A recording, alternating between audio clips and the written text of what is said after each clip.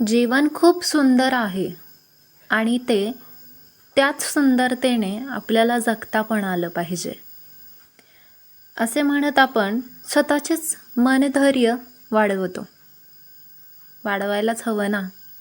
आपण आपल्यालाच एक आत्मविश्वास देत असतो, आत्मबळ देत असतो. आलेला प्रत्येक दिवस निश्चित घालवायचा असेल तर स्वतःचे मार्गदर्शक व्हायलाच हवं. श्री स्वामी समर्थ आपल्याला या संदेशाचा नेमका अर्थ काय सांगतात. आपल्याला आपलं जीवन आहे तर ते किती सुंदरतेनं आपल्याला जगता आलं पाहिजे. हा मानव जन्म आपल्याला मिळाला आहे, त्या मानव जन्माचे आपल्याला सार्थक करता आले पाहिजे. स्वामी समर्थ म्हणतात, अनेकांचा आपल्या आयुष्यात कळत नकळत प्रवेश होत असतो. कधी तो अनपेक्षित असतो. आपल्याला कधी कोणत्या क्षणाला कोणती व्यक्ती भेटेल हे आपण पण सांगू शकत नाही.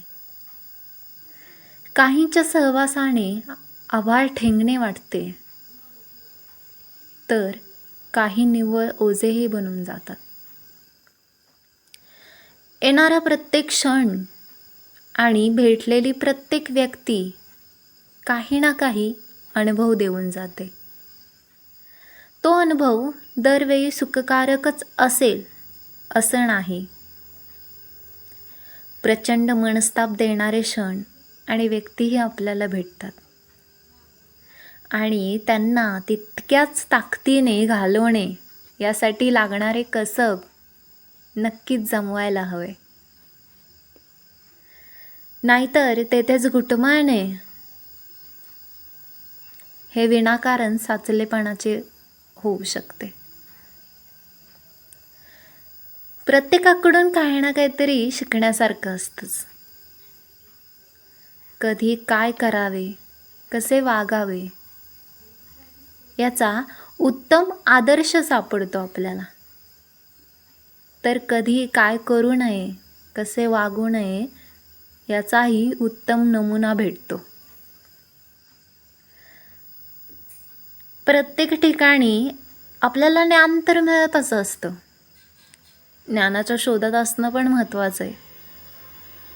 जिथे ज्ञान मिळेल ते ग्रहण करणं. न आवडणारे क्षण, गोष्टी, व्यक्ती सहन करणं अपरिहार्य असेल.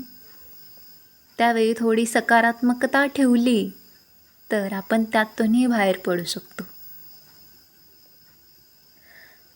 असतं एखादं की आपल्याला कोणाचा स्वभाव आवडत नाही, तर कोणाच्या सवयी मनस्ताप देऊन जातात.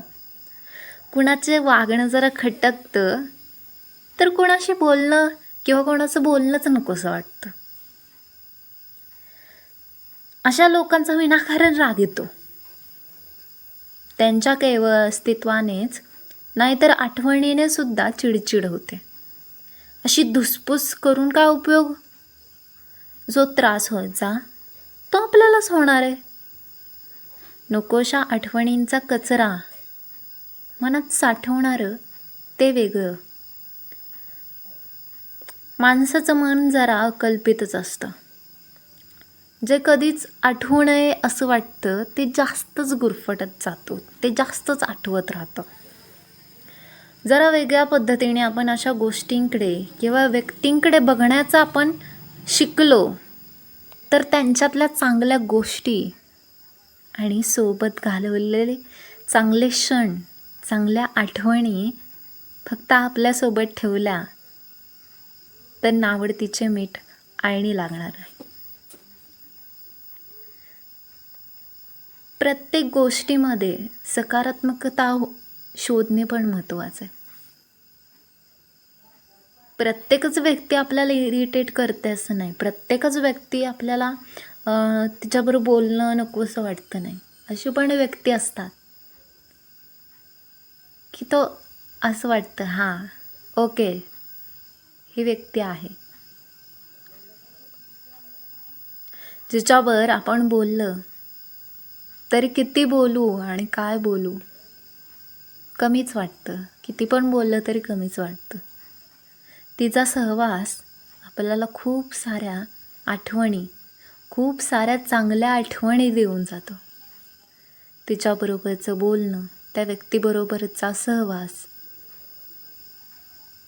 आपलं आयुष्यातील जे चांगले क्षण आहेत त्याचा विसर कधीच पडू देत नाही.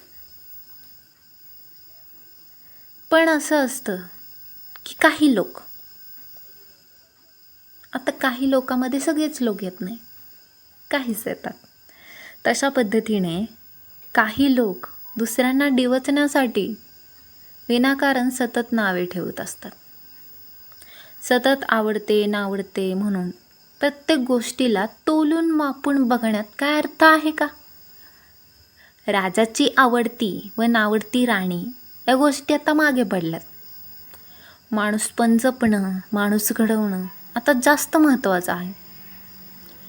जेव्हा एखाद्या व्यक्तीकडून आपण एखादी अपेक्षा करतो तेव्हा तोच गुण आपल्यात आहे का हे आधी तपासून बघायला हवी की नाही. तडजोड करणं, जुळवून घेणं हे कमीपणाचं लक्षण नसून तीच खरी तर जगण्याची कसोटी आहे हे आपल्याला समजणं महत्त्वाचं आहे. त्यातून मार्ग काढणं महत्त्वाचं आहे. व्हिडिओ आवडल्यास व्हिडिओला नक्कीच लाईक करा, जास्तीत जास्त शेअर करा. मी आणि माझे स्वामी या चॅनलला सबस्क्राईब करा. श्री स्वामी समर्थ तुमच्या सदैव पाठीशी राहतील, तुम्हाला संकट काळात मदत करतील ही मी अपेक्षा ठेवते आणि तुमच्या आनंदासाठी स्वामींकडे प्रार्थनासुद्धा करते. श्री स्वामी समर्थ.